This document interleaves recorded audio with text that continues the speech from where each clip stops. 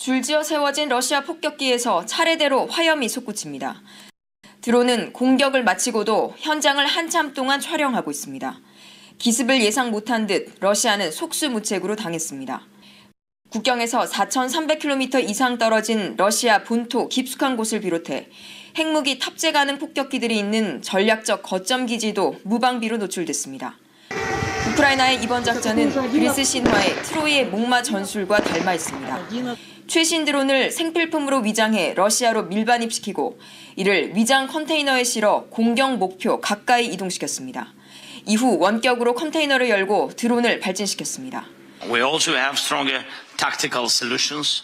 Our Operation Spiderweb yesterday proved that. 실전에서 증명된 이번 작전이 전쟁의 규칙을 바꿀 거란 전망도 나옵니다.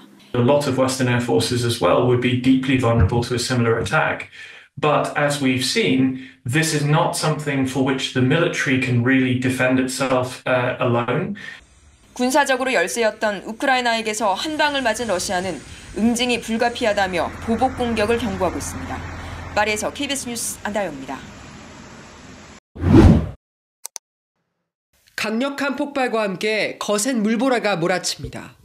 현지 시각 3일, 러시아 본토와 크림반도를 잇는 크림대교 아래에서 수중 폭발이 일어났습니다.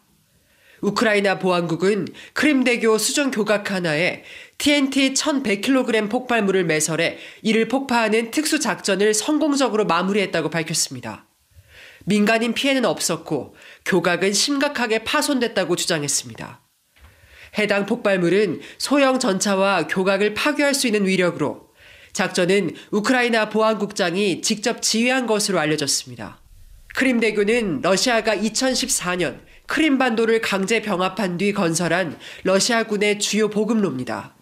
이 때문에 우크라이나는 합리적 표적이라고 주장해왔습니다. 앞서 우크라이나는 2022년과 2023년 두 번의 공격을 감행했지만 대교 파괴에는 실패했습니다. 러시아는 곧바로 차량 통행을 일시 차단하고 크림반도에서 테러 공격을 준비 중이던 우크라이나 첩보 요원을 체포했다고 주장했습니다. 이번 작전은 이틀 전 우크라이나가 러시아 본토의 공군 기지들을 드론으로 기습 공격한 데 이은 후속 작전입니다. 러시아도 수미 지역을 비롯한 우크라이나 전역에 로켓과 드론을 퍼부었습니다. 전날 이스탄불에서 열린 2차 협상 전후로 양측의 공세가 더 격화된 가운데 평화를 위한 정상회담은 더욱 요원해졌습니다. 러시아 크렘린궁은 미국과 우크라이나 간 3자 정상회담이 조만간 열리진 않을 것이라며 우크라이나 간 협상이 먼저 이뤄져야 한다는 기본 입장만 반복했습니다. 파리에서 KBS 뉴스 이화진입니다. 러시아의 공군 기지를 정확히 타격한 우크라이나의 기습작전. 270만 원짜리 드론으로 수백억 원에 달하는 폭격기를 불태웠습니다. 크림반도 보급로를 차단하는 수중 교각 폭파까지 속수무책으로 당한 러시아는 체면을 구겼습니다. Нас это не удивляет, а только убеждает в том, что сегодняшнему киевскому режиму мир вообще не нужен. 허를 찔린 푸틴 대통령은 협상을 중재해온 미국 트럼프 대통령과의 통화에서 분명한 보복 의사를 밝혔습니다. 트럼프는 푸틴과의 통화가 즉각적인 평화로 이어질 대화는 아니었다고 소개했는데 그만큼 푸틴의 보복 의지가 강력했다는 뜻입니다. 통화 이후 러시아 드론이 우크라이나를 공습하기 시작해 지금까지 최소 5명이 숨졌습니다. 우크라이나는 미국에게 러시아에 대한 제재를 추가하라고 촉구하는 동시에 미국과 튀르키예까지 4개국 정상이 만나자고 러시아에 제안했습니다. From him we can't wait for his initiative moving to peace. We just have to pressure on him. 러시아는 자국 민간인이 희생됐다며 우크라이나를 테러 조직으로 규정했습니다. 또 테러리스트와는 협상할 수 없다고 목소리를 키우는 만큼 당분간 군사적 긴장은 더 커질 것으로 보입니다. 베를린에서 KBS 뉴스 송영석입니다. 주택가 집들이 화염에 휩싸였고 주차된 차들은 뼈대만 남긴 채 타버렸습니다. 러시아의 드론 공습으로 1살 아기를 포함해 최소 5명이 숨졌다고 우크라이나 당국이 밝혔습니다. 이번 공격은 우크라이나의 본토 공군기지 기습으로 허를 찔린 푸틴 대통령이 트럼프 대통령과 전화통화에서 보복을 다짐한 후 단행됐습니다. 러시아 크렘린궁도 군이 그 시기와 방법을 결정할 거라며 더 큰 규모의 기습 공격에 나설 수 있음을 시사했습니다.